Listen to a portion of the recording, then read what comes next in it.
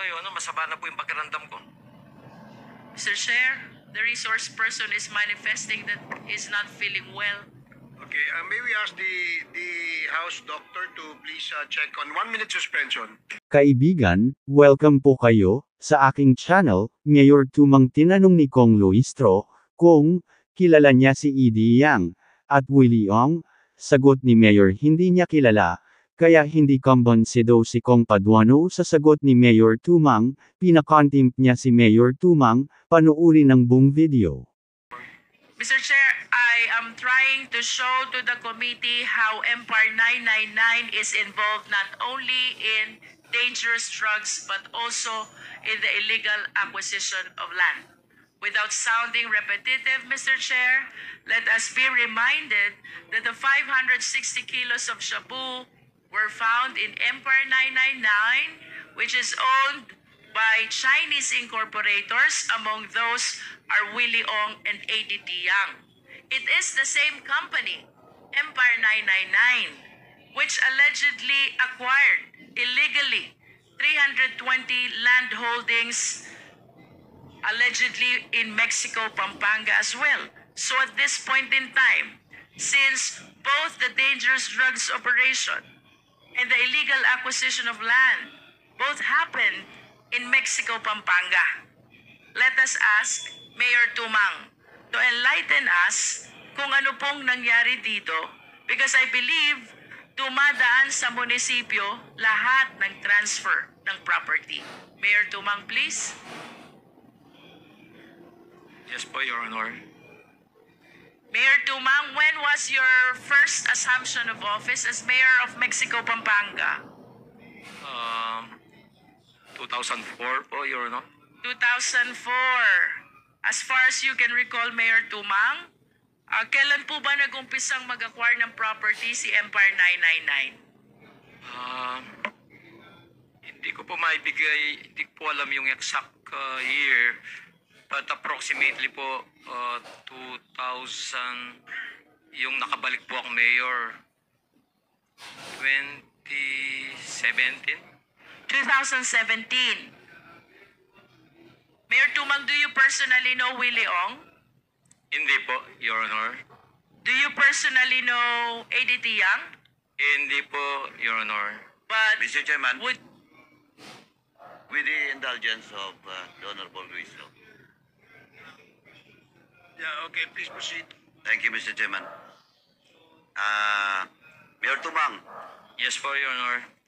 just for the information of everyone, ito kasi pong question of the drugs and the acquisition of properties ng mga foreign national form part of my reso dun sa public accounts. Kasi public accounts na lang pinagsimulan nito eh. Na it was forwarded to this Quadcom. But the issue about some properties, transactions of Mayor Tumang, in which, ilang beses ka naman na-dismiss, Mayor? Ilang beses ka na na-dismiss? Yung dismissal order mo? Ilan? Once lang po, Your Honor. Once ka lang na-dismiss? Yes, po, alam Your mo dalawa. Are you telling the truth? Mayor Tumang, ganito lang po, I just want to warn you. You're under oath once again in this Quadcom hearing, and you're being asked by Congressman Luistro. Please, don't lie. Your Honor, yung pong yung previous po na-reverse po yun. And then, Yung 2022. And then po, 2023, last August po, yun po yung last ko pong dismissal. under appeal. Yes po, pending appeal po. Pending appeal. Now, Mayor, ganito lang po, you're being asked if kilala mo si Eddie Yang, kilala mo si kilala mo si Willie Ong. I just want to tell you, we have already discussed it in the Committee on Public Accounts. And please, answer the query of the members of this committee truthfully, or else I will show you the proof. Yes po, Your And Honor. if you're lying, I will cite you in contempt once again, Mayor Tumang. Thank you, Mr. Chairman. Mayor Tumang, ulitin ko po yung tanong. Do you personally know Willie Ong? Your Honor, hindi ko po personally kakilala si Willie Ong and Eddie Yang. Pumunta po sa munisipyo, doon ko lang po sila nakilala dahil nag-inquire na bibili po silang lupa. With your statement, Mayor Dumang, it appears that you personally know Willie Ong and ADT Yang. Because when you said they came to your office, approached you, and told you that they are going to buy lands, Doon then ko lang it po- means that you were able to personally Yes po. meet with these two individuals. Tama po ba? Yes po, namit ko po sila sa In munisipyo. other words, you personally know Willie Ong and ADT Yang. Are you aware that Chairman, once again, Mr. Chairman, this will be the last. Mayor Tumang, you're lying. Hindi po, Your Sandali Honor. po. Let me finish. Please don't answer. Don't talk unless you are recognized by the chairman. Mayor Tumang, sabi mo hindi mo kilala personally si Willie Ong at saka si Eddie Yang. Si Eddie Yang, hindi mo kilala? Nakilala ko po, Your Honor, nung pumunta po sa munisipyo, nagpakilala po sila, Your Honor. Sandali, yung sa munisipyo lang ba? Yes po, Your Honor. Yun lang? Oh, now. Eto Mayor Tumang. Nagsisinungaling ka. Di ba naimbitahan kayo doon? Sa China? Yes po, At Your Honor. kasama niyo si Eddie Yang? Yes po, Your Oh, Honor. now you're telling me that sa munisipyo lang? Nung Don't lie. You're lying. Ano hindi? May mga picture kayo. Fraud. You were invited and you represent Mexico, Pampanga in that travel with Eddie Yang. And it's Eddie Yang that introduced all of you, and that includes the former governor and the governor to the ambassador. Yes po, Your Honor. Oh, ngayon di mo kilala? Mr. Chairman, Hindi ko lang po with that, Mr. Chairman, I have warned you, patensyahan po tayo. I move to cite in contempt, Mayor Tumang. Your Honor, can I explain po para makuha niyo po yung point ko? Sandali po. Please po, Your Honor. Sandali po, you're not yet recognized. Mr. Chairman, once again, I move to cite in contempt Mayor Tumang in violation of our Section 11, Paragraph A. Refusal and evading to answer questions of the members of this committee. So move, Mr. Chairman. Your Honor, can you please give me a chance to explain? Hindi po kasi ano yung exact gusto niyo Mr. Chairman, the question is very simple. Just a 1-minute suspension.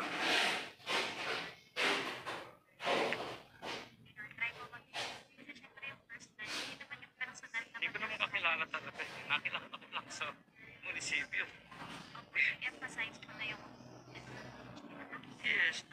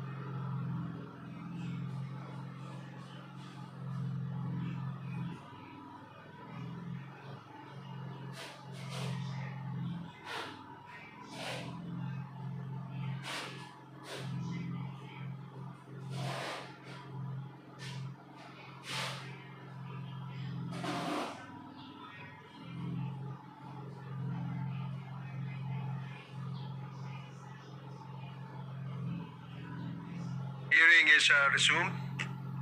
The parliamentary status is that before the chair declared the suspension, there was a motion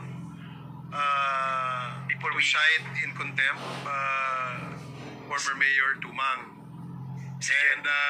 And let me finish first. And the former mayor has asked the committee to listen to his explanation. And in the spirit of fairness, we'd like to hear former mayor explain also his side. Perhaps he may be able to answer the queries asked by the members of the committee. So, Mayor Tumang, para po maliwanag, ang tanong po sa inyo kung kakilala niyo po si Eddie Yang. Ang sabi niyo po kanina, hindi. Yung pangalawang tanong, tinanong po kayo, ilang beses po ba kayo nagkita, nagkasama, nagkausap ni Mr. Eddie Yang? Ang sinabi niyo, isang beses lamang po sa munisipyo. Pero meron pong impormasyon na nagsasabi na magkasama pa po kayo sa China. At this is supported by photos. So, bibigyan po namin kayo ng pagkakataon na sumagot dun sa katanungan ng aming mga kasamahan. Para naman po, hindi naman po kayo hindi mapagbigyan. No? Ano po ang inyong sagot sa katanungan ni Congressman Paduano at ni Congresswoman Luistro? Thank you po, Your Honor. Hindi ko naman po sinabing once ko lang po nakita namit si Willie Ong. Si Willie Ong po twice sa munisipyo po. Si Eddie Yang po so many times.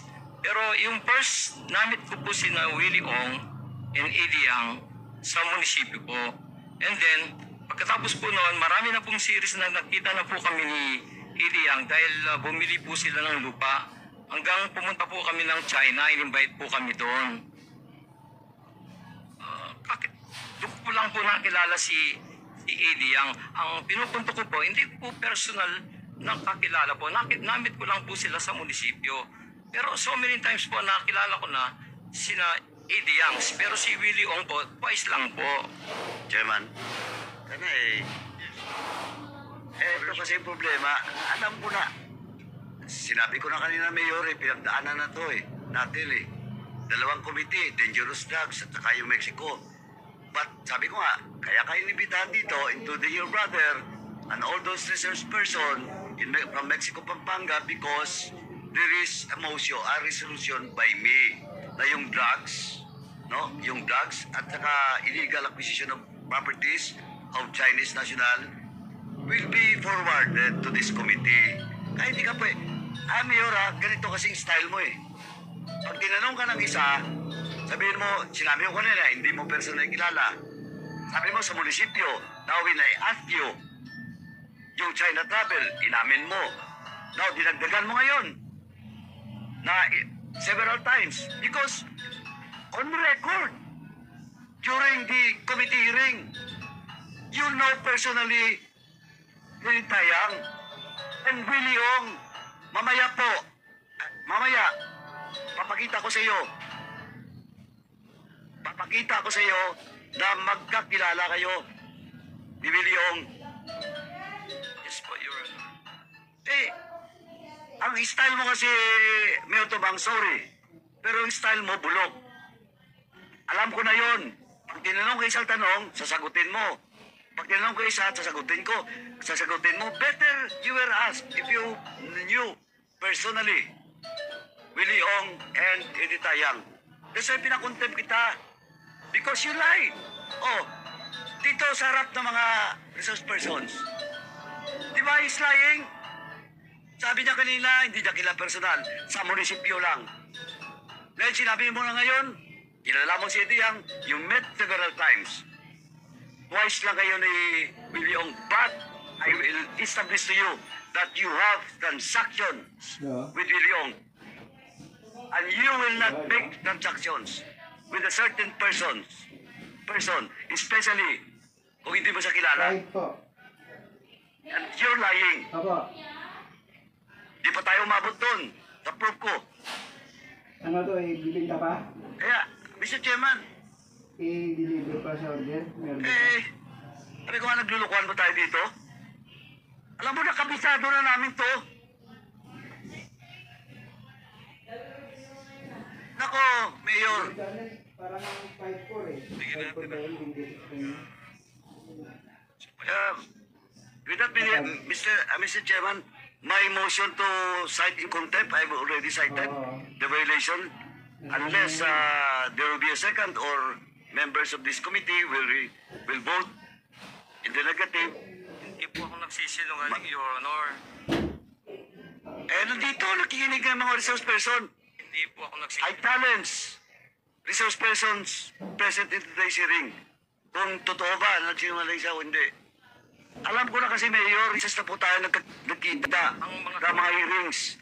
Kaya nga na-contempt ka rin noong nakaraan, di ba? Yung mga sagot ko po, pare-pares lang po, Your Honor. Anong parehas?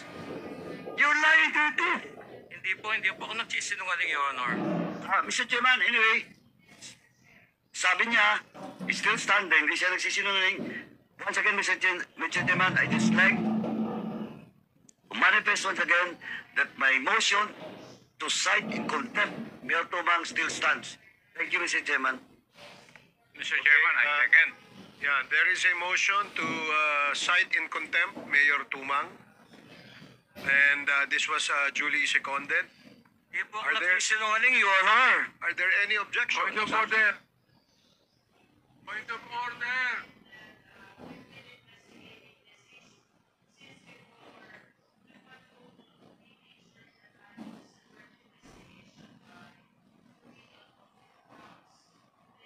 So I will reiterate the motion. There was a motion to cite in contempt former Mayor Tumang for violating Section 11, Paragraph D of the Rules of Procedure governing inquiries in aid of legislation. And this was duly seconded by Congressman Akop. Are there any objections? Hearing none, the motion is approved. The former Mayor Tumang is now cited in contempt. And we'd like to ask the Sergeant at Arms to please assist and escort former Mayor Tumang. Are there any other motions that you'd like to? Okay. So, any other motion? Mr. Chair, Congressman Ako. before I file or I move for the second motion, please allow me to explain why I seconded the motion of the Honorable Carabs Paduan. Please proceed. You have 3 minutes, Congressman Ako. Thank you. Ako po ay membro ng Committee on Public Accounts, Vice Chairman ng Committee on Dangerous Drugs, kaya alam ko po yung istorya na sinasabi ni Honorable Paduano. Why? Kasi religiously, nag-attend po ako ng mga hearings ng public accounts at saka pa. Mayor Tumang, kung ano po yung style ninyo doon sa committee hearings, ganun po rin yung ginagawa nyo rito eh. Kung hindi ka nako-confront ng mga ebidensya na hawak ni Chairman Paduano, hindi mo inaamin. Inaamin mo lang pagkatapos na makonfront ka na may mga ebidensya siya. Do not try to fool the members of this committee. Iisa lang po yung utak po ninyo eh. Napakaraming utak lang dito na pinakikinggan ka at saka inobserbahan. Kilala ka na namin talaga eh. Di ba? Kung hindi sinabi ni Honorable Paduano na meron siyang pruweba na pumunta kayo sa China kasama itong mga taong ito, hindi mo aaminin. Kasi ganun din ang ginawa mo dun sa Committee on Public Accounts. Nandun ako. That is precisely the reason why I seconded the motion of the Honorable Paduano, Mr. Chair. Kasi alam ko rin na nagsisinungaling siya. Thank you, Mr. Chair. Mr. Chair, Thank you, Congressman Nakop. Yes, Congressman Fernandez. I would like also to manifest that I'm also a member of the public accounts. As a matter of fact, lagi natin sinasabi to that dangerous drugs, public accounts, yung sa human rights, and my committee, we're all together. Umiikot kami sa mga issues regarding dyan sa issue ng kay Mayor Tumang, issue ng different committees. And we know, Mayor Tumang, yung mga ginawa mong pagsisinungaling ngayon. Actually, kanina, nakikinig lamang kami. Akala namin, nasasabihin mo yung mga totoo. When you were mentioning about yung kilala, medyo parang nagkatingin na kami dito. Parang pisaliwan sinasabi. It's hard, no? Sana wag po kayo magpaawa, no? Dahil hindi kami maaawa sa inyo, dahil hindi po kayo nagsasabi ng totoo. Your Honor, But of course, let me finish. We'll be giving you a chance. Doon, pinag-usapan na po natin to ng mga maraming hearings sa public accounts. And we have a lot of evidences showing you yung pinakita namin mga pictures and even manifested by the different resource persons. And now, babaguhin ninyo inyong statement. And that's the reason why hindi ko na pumatiis. Kanina, I was trying to ask Chairman Paduano to reconsider and to withdraw and give you another chance. But still, you're trying to lie dito sa committee ito. We elevated your issue on this Quadcom para sabihin mo yung mga sinabi mo doon at i-manifest mo dito. But unfortunately, hindi mo po ginagawa. Yun lamang po, Mr. Chairman. Okay, salamat, Congressman Fernandez. So, before we took a short break, the chair recognized Congresswoman Luistro, and at the moment, she still has the floor. So, you can proceed now, Congresswoman Luistro. Mr. Chair, I believe that they still have a pending motion. Okay, so if there's They're about to move. if there is another motion, the chair would like to hear the motion. Congressman Akop? Mr. Chair, since former Mayor Tumang was cited in contempt by this committee, may I move that former Mayor Tumang be meted the penalty of being confined dito po sa premises of the House for the period until the committee report of this Quad Committee is finished. So move, Mr. Chair. There is a motion to detain former Mayor Tumang in the House detention facility until the committee terminates its hearing on the issue of drugs and POGO. Any second? Duly seconded. Any objections? Hearing none, the motion is approved. So, Comsec, please coordinate with the Sergeant at Arms in order to escort. Sir, I will continue with my interpellation. Mayor Tumang, sandali lang po. I'm sorry, I'm a bit, pwede po bang, so, there's still questions that will be asked by Congresswoman Luistro. So, mari po bang umupo muna kayo, Mayor Tumang, nang sa ganang mapagpatuloy yung pagtatanong ni Congresswoman Luistro. Congresswoman Luistro, you have the floor. Mr. Chair, Mayor Tumang, kailan po yung una kayong pinuntahan sa munisipyo ni Willie Ong at ni ADT Yang?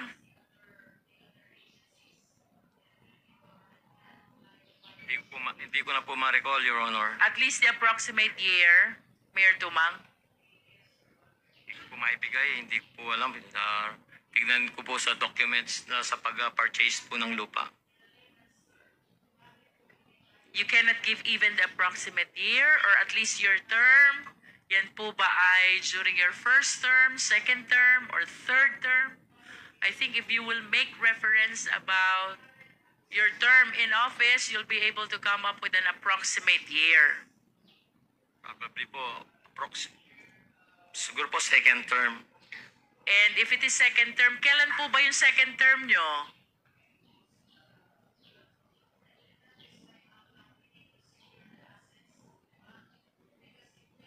Is it 2019 or 2016?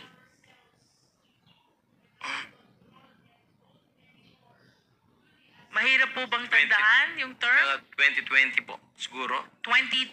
So, I'm not sure po. sometime in 2020. Mayor, ito pong pagpunta nyo sa Fujian, China, kung saan nakasama nyo si ADT Yang, as shared to us by Chairman Paduano, kailan po ito?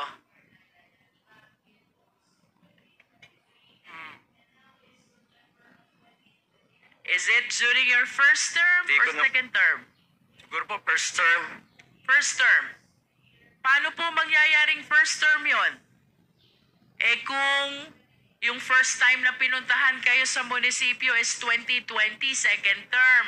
Ibig sabihin, hindi nyo pa kilala. Si ano po, si Willie Ong po yung 2020. Willie Ong first visited you in the Municipal Hall 2020. Yes po, si Eddie Yang po yung kasama namin pumunta po ng China. First term. So this is 2016 to 2019. Siguro po 2018 ganun. 2018. 17 or 18. When did you actually met for the first time ADT Yang? Kailan niyo po siya unang nakilala? Approximately po, siguro to 2018 or 2017 po. 2017. Bago po kayo nagpunta ng Fujian, China, along with ADT Yang and the other Chinese nationals, where you executed a contract with the mayor of Zhangzhou, Fujian, ilang beses nyo na po na-meet at nakausap si ADT Yang? Bago po pumunta po ng China, Yes, Mayor. marami na pong beses po, Your Honor. Marami na pong beses. So, this goes to say na talagang you personally know ADT Yang? Ilang beses po? Approximate number, Mayor.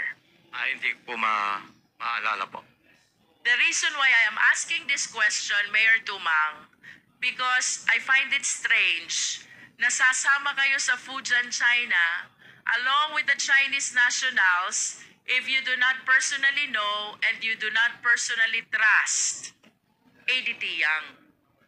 Gaano niyo po kakilala si ADT Yang para sumama kayo sa Fujian, China, where you executed a contract with Zhangzhou, with Mayor Wang of Zhangzhou, Fujian? In-invite po kami, hindi lang po ako kasama po yung mga konsyal nun. Tama pa po yung former Vice Mayor po, si Jonathan Pangan. I understand, Mayor. Can you please enlighten us? What is this two countries twin park project all about? Sorry po, Your Honor. Ano po itong two countries twin park project which you executed with the mayor of Zhangzhou, Fujian, when you were with ADT Yang? Wala pong, hindi po makuha yung, wala po kaming project na, nin-invite lang po kami doon, pinakita po yung waste to energy. Ano po yon, Mayor? In-invite po kami doon para pakita lang po yung waste to energy. What was shown to you is a waste to energy Yes po, Your Honor. project. Yes po, Your But Honor. you belie having executed this two countries twin park project. Ganun po ba? Wala po akong, in-invite po kami doon para, dahil gusto po nilang mag-invest ng waste to energy doon po sa Mexico. Kaya Sa pinakita Mexico, po sa, Pampanga. pinakita po sa amin yung waste to energy doon sa China po. Okay. So, natuloy po ba itong waste to energy project sa Mexico, Pampanga? Sorry po, Your Honor. Natuloy po ba itong waste to energy Hindi project po, Your in Honor. Mexico, Pampanga? Hindi po, So, Your Honor. ibig sabihin po, yung pagkabisita nyo sa Fujian, China, it did not materialize to any project in Mexico, Pampanga? Is that what you wanted to say? Hindi po, Your Honor. Wala pong nag-materialize. But since the reason why you visited Fujian, China is because of the invitation of ADT Yang, can you please enlighten us more? Ano ho ba yung sinasabi niyong maraming beses niyo na siyang na-meet at nakasama even before this trip to Zhangzhou, Fujian? Nung pong nagtatanong silang mga binibili nilang lupa. Yun lang. Like how many times were you able to meet with him about acquisition of land? Ilang beses nyo na Hindi po ko po sila ma-recall, nakita? Your Honor. Would it be more than 10 Hindi ko times? na po kayang mag-elaborate po ng mga question ninyo. Yun, ano, masama na po yung pakiramdam ko. Mr. Chair, the resource person is manifesting that he's not feeling well. Okay, may we ask the House Doctor to please check on 1-minute suspension. Pakibigyan nyo nga ng tubig muna si Mayor.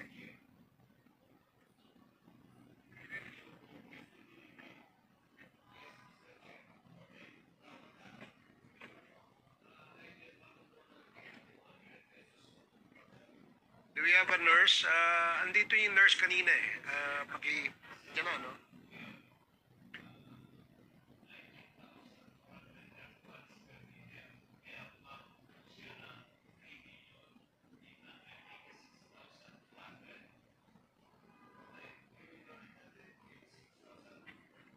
Nakakain na po ba kayo, Mayor?